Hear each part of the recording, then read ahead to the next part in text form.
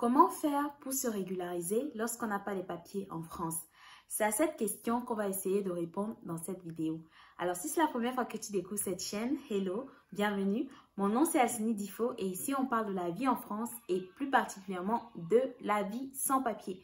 N'hésite pas à t'abonner et à liker si c'est un sujet qui t'intéresse et tout de suite après le générique, on passe à la vidéo.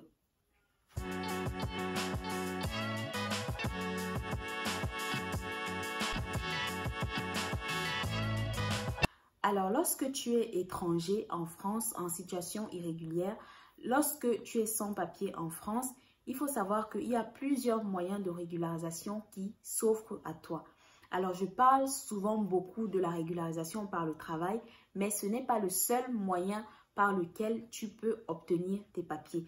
Donc, j'ai décidé donc aujourd'hui de m'attarder un peu dans cette vidéo sur les autres moyens de régularisation qui existent. On va parler particulièrement de 3 et je tiens d'abord à faire un petit disclaimer. Je ne suis pas une professionnelle du droit des étrangers.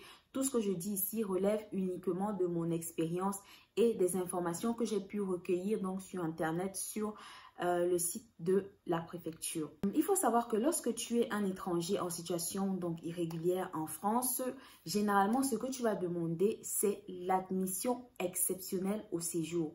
Là je vais lire. L'admission exceptionnelle au séjour, qu'est-ce que ça veut dire? Ça veut dire simplement que le préfet dispose du pouvoir ou non de te régulariser en fonction des éléments de ton dossier.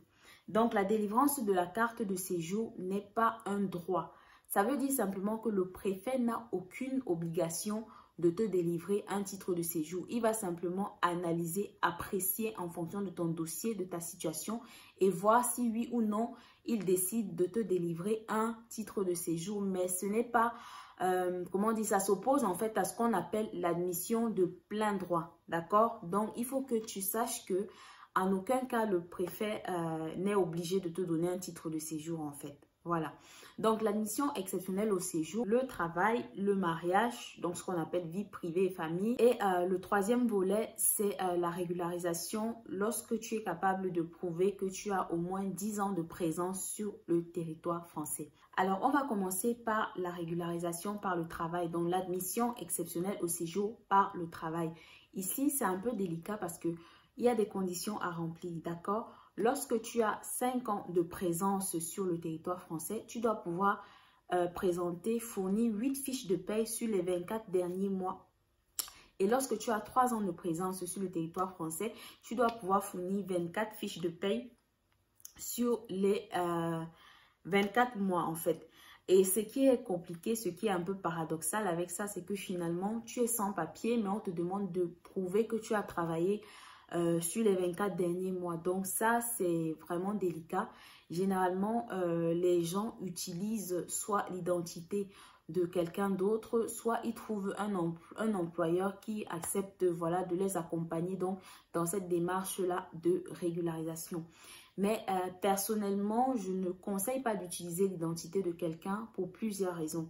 La première, c'est que ça te rend dépendant. Parce que forcément, tu vas devoir rendre des comptes, entre guillemets, à la personne dont tu as utilisé l'identité. Et ça peut facilement se transformer en chantage, en fait.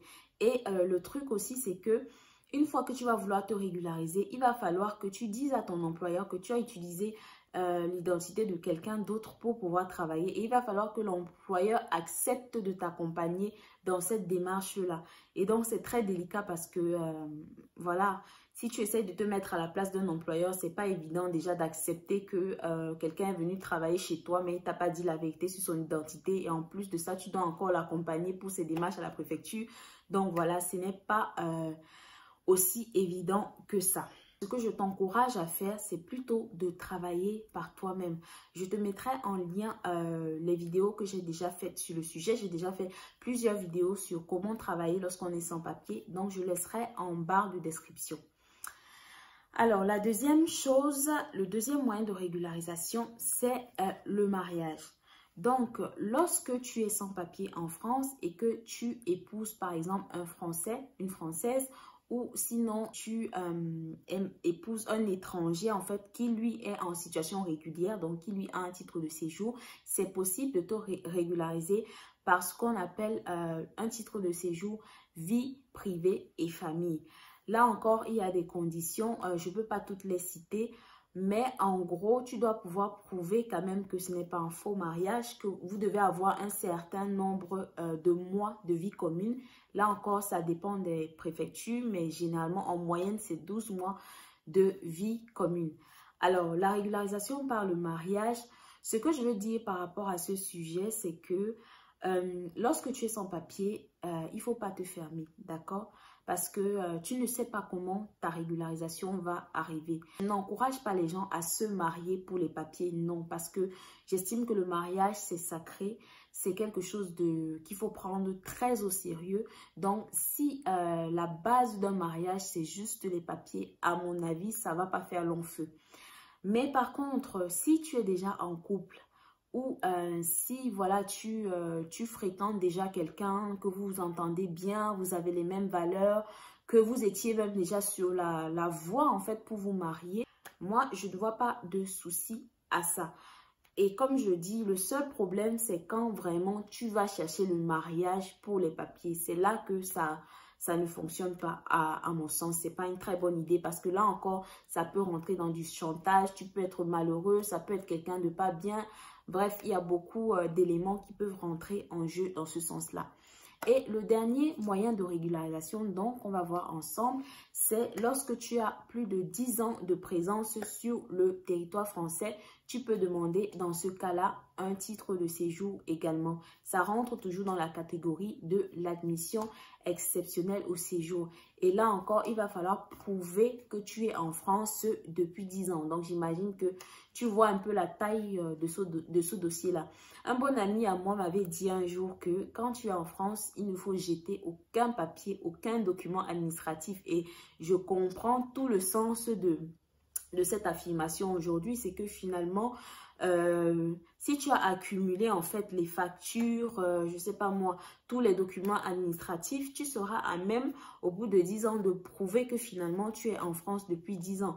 Mais si tu étais quelqu'un qui avait l'habitude de ne pas classer les documents, de les mettre un peu n'importe comment, bon, là, ça va être un peu délicat. Alors, donc, voilà les 3 moyens de régularisation dont je voulais parler aujourd'hui concernant l'admission exceptionnelle au séjour. Donc, ce ne sont pas les seuls moyens. Je dis bien que j'ai voulu m'attarder sur ces 3 moyens-là parce que pour moi, c'est les plus fréquemment utilisés.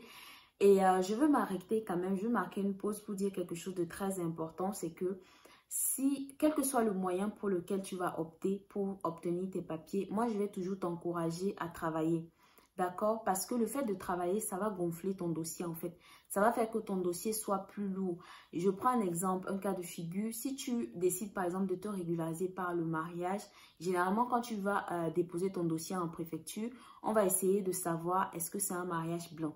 Et un des éléments qui pourra montrer à la préfecture que tu n'es pas dans un mariage blanc, justement, c'est le fait que, par exemple, tu travailles, que tu déclares tes impôts, que tu sois stable, en fait, financièrement. Tout ça, ce sont des éléments qui vont montrer que, finalement, tu es quelqu'un qui essaye de t'intégrer dans la société française au-delà même du mariage, d'accord? Parce que si tu es juste marié à un Français ou à un étranger en situation régulière, ça donne vraiment trop l'image de quelqu'un qui voulait juste avoir les papiers, en fait. Donc, il faut que tu puisses montrer à la préfecture que finalement, oui, c'est vrai, tu es marié parce que tu aimes la personne. Oui, c'est vrai, on ne va pas se mentir, tu veux les papiers aussi. Mais il faut montrer que ces papiers-là, tu les veux vraiment en fait pour faire quelque chose d'utile. Donc, ça va passer par travailler, déclarer tes impôts. Ça va passer même par te former, faire des formations. Tout ça, ce sont des éléments qui vont gonfler ton dossier et qui vont montrer que tu es vraiment quelqu'un qui est dans, voilà, qui a une vision et que tu n'es pas juste là parce que tu veux les papiers. Voilà, c'est un peu ça. Donc, moi, je vais toujours t'encourager à travailler et au-delà même de montrer à la préfecture que tu n'es pas juste là pour les papiers, le travail, comme on dit, le travail, c'est le précieux trésor de l'homme. Travailler, en fait, ça va te permettre déjà toi-même de t'épanouir, de t'aérer l'esprit. Ça va te permettre d'avoir quelque part ton indépendance financière parce que c'est vrai, lorsque tu dépends de quelqu'un financièrement, même ton conjoint, souvent il peut y avoir des tensions, des gens qui sont mal intentionnés peuvent commencer à te faire du chantage. Donc c'est toujours bien d'avoir quelque chose, d'avoir une entrée d'argent. Et même par exemple, si tu es en couple, c'est quelque chose qui va aussi soutenir votre couple, voilà. Donc le travail, ça va permettre aussi que, comment dire ça, que tu aies plus de considération, si je peux m'exprimer ainsi, aux yeux des gens. D'accord? Et au-delà de ça également, le travail va te permettre de rencontrer des gens, de nouer des contacts. Je dis souvent que tu ne sais pas comment ta régularisation va arriver. D'accord? Peut-être que tu es dans une démarche de je vais travailler, je vais faire ci, mais finalement, toi, ta régularisation, c'est par le mariage. Et peut-être que ce mariage-là, tu vas l'avoir en travaillant, en sortant, en allant au contact des gens. Donc, vraiment, travailler, ça va te permettre comme j'ai dit, de nouer des contacts, de te faire des relations. Peut-être même que c'est au travail que tu vas rencontrer quelqu'un qui va te dire, ah, je connais le préfet ou... Voilà, on ne sait jamais, d'accord? Donc, ce que je veux simplement te dire, c'est que sois intègre, continue de chercher les moyens de régularisation, trouve-toi une activité professionnelle, mais reste ouvert dans le sens où ta régularisation ne va pas forcément arriver comme tu le pensais ou bien comme tu l'avais imaginé, d'accord? À partir du moment où tu es en paix avec toi-même, où tu n'as pas fait de, voilà, tu n'as pas fraudé, tu n'es pas dans l'illégalité, d'accord? Comment dire ça? Prends en considération en fait tous les moyens de régularisation qui vont s'offrir à toi et prends toutes tes décisions avec sagesse. Donc voilà un peu ce que je voulais partager avec toi dans cette vidéo. Dis-moi ce que tu en penses en commentaire et n'hésite pas, si tu as également d'autres moyens de régularisation que tu connais, partage avec nous. Je suis sûre que ça peut aider beaucoup ici sur la chaîne. Donc je te souhaite une très bonne journée et je te dis à très bientôt avec une nouvelle vidéo.